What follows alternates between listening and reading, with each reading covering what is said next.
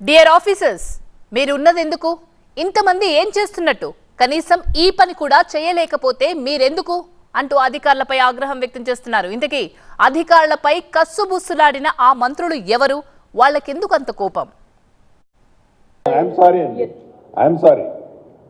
నేను ఎందుకు late night మీ housing బోర్డులో మీ మనసులో వస్తే ఎందుకు డిస్పోజ్ చేసి పంపించింది? ఎందుకు ఇంక మీరు ప్రొసీడింగ్స్ అయిన దానికి ఎందుకు మీ దగ్గర దాచుకోవడానికి ఎందుకు?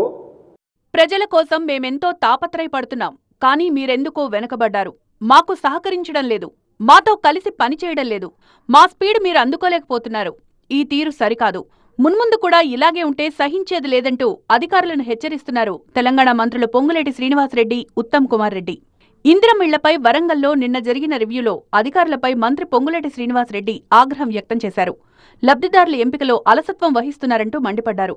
రేయింబావళ్లు కష్టపడి మేం పనిచేస్తుంటే పథకాలను జనాలకు చేరవేయరా అని మండిపడ్డారాయన.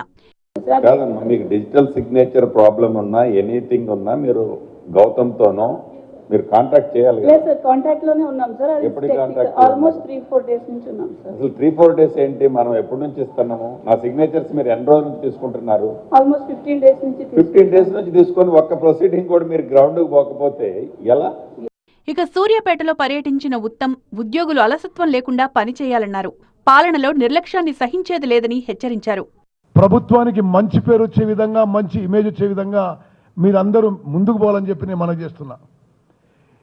ఏమాత్రం అలసత్వం కానీ, అవినీతి కానీ, ఎటువంటి గవర్నెన్స్లో ఎవరు ఏమి పొరపాట్లు చేసినా ప్రభుత్వం పక్షాన నేను స్పష్టంగా హెచ్చరిస్తున్నా, అటువంటిది సహించేది ఉండదు. ప్రజల కోసం అనేక పథకాలు అమల్లోకి తెచ్చినా వాటిని అమలు చేయడంలో అధికారులు సరిగ్గా పనిచేయడం లేదనేది మంత్రుల అభిప్రాయం.